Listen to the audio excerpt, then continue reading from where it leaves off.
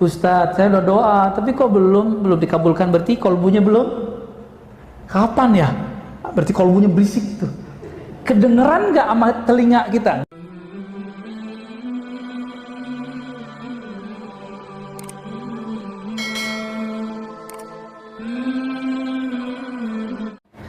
Tawakal itu sumtu qalbihi an talabi rizki.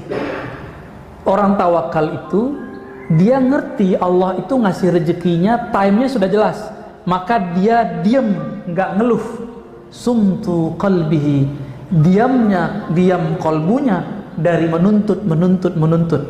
Ini contoh, bapak belum diam nih. Ustadz saya udah doa tapi kok belum dikabulkan, berarti kolbunya belum. Kapan ya?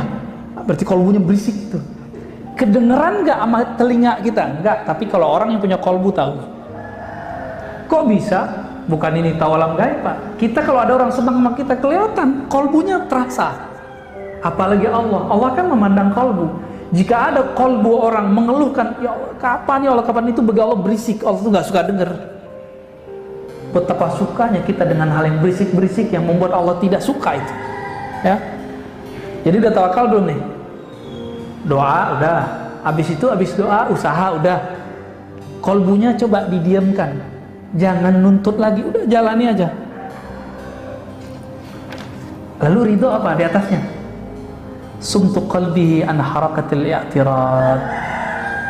Kolbunya diam, tidak suka mengingkari, mempertanyakan, meragukan janji-janji Allah. Jadi bapak ini kalau sudah ridho belum sama Allah nih? Nuntut corona selesai atau nuntut Allah ridho kita dalam corona? Pilih mana Pak? Corona selesai Allah nggak ridho, mati. Corona selesai Allah nggak ridho, atau pilih Allah ridho dalam corona ini? Pilih mana Pak? Maunya Ustadz corona habis Allah ridho, nanti Pak Imam Mahdi keluar. Lama. Kalau sekarang apa tuntutannya? Ridho nggak hidup di zaman COVID? Ridho. Oke, maaf, antum umur berapa? 43. Oke, COVID baru 2 tahun kan? Berarti 41 tahun nggak ada corona kan? Jangan lupakan itu. Bernostalgia nggak berangkat kerja macet-macet? Sekarang nggak kan? Nggak terlalu lah, dikit doang karena ada penyekatan. Jadi penyekatan ini aneh juga Pak ya. Orang biasanya lancar, ini malah jadi serba salah. Kitanya salah, entah mereka yang salah ya. Wah ini masih banyak ini. Cukuplah ya. Al-arif idza takallama malak wal muhibbu idza takallama halak. Silakan diartikan sendiri yang bisa bahasa Arab. Ya kira-kira itu Ustaz. Ada yang mau didiskusikan? Oh, tanya sebentar. Ya. Ucapan itu kan cermin dari hati. Ya. Kalau kita ingin mengelola ucapan kan harus mengelola hati. Tadi Ustaz sudah beberapa kali menyampaikan kiat-kiatnya, antara lain adalah positive thinking tadi. Terus kemudian tidak memelihara kebiasaan spontanitas. Kepikir ngucap. Yang ketiga tadi memperbanyak referensi dulu. Iya. Nah, kiat-kiat apa lagi yang bisa kita terapkan agar kita bisa? Ya, yang pertama Bapak sebut itu apa kata Nabi? Istafti qalbak. Bertanyalah ke dalam kolbumu. Ini ilmu para wali Bapak ya. Jadi para wali itu kenapa mereka bisa jadi wali? Ngapain nanya ke kolbunya? Kolbu terhubung ke ruh langsung ke Allah. Itu kelebihan wal aulia Allah dari dulu. Kalau kita buka nih sirah mereka, perjalanan hidup mereka ngamalin hadis yang itu. Di dalam diri kita kan ada kata-kata. Kita mau berangkat, tapi hati kita bilang tunggu dulu, tahan. Kita lawan, jalan. Ternyata tabrakan. Pernah ngalamin nggak? Ya saya pernah ngalamin. Padahal di mobil kita nyetir baca maksurat Pak, Al-Wirdul Latif. Maksuratnya Imam Haddad saya baca. Kurang sakti apa itu? Al-Wirdul Latif sangat panjang, sama dengan maksuratnya Syekh Hasan Al-Banna, panjangnya sama. Kurang sakti apa baca itu?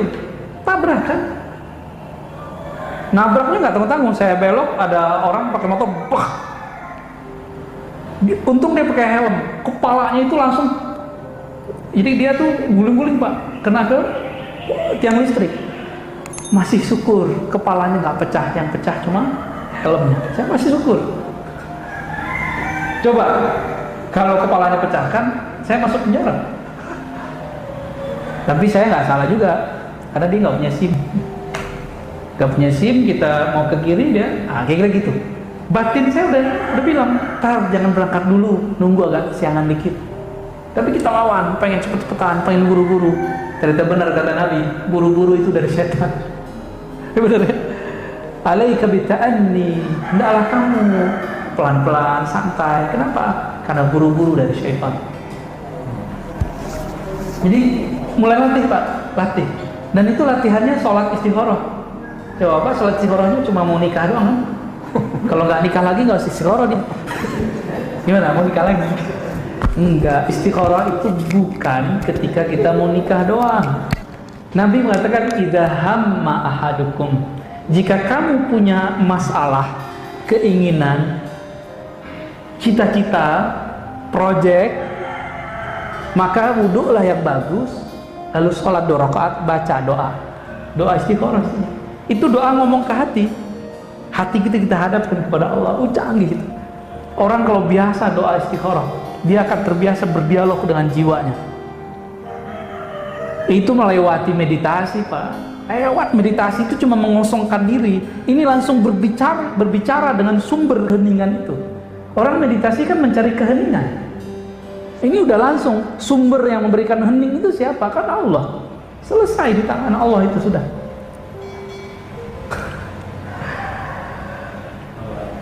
Ya, udah cukup.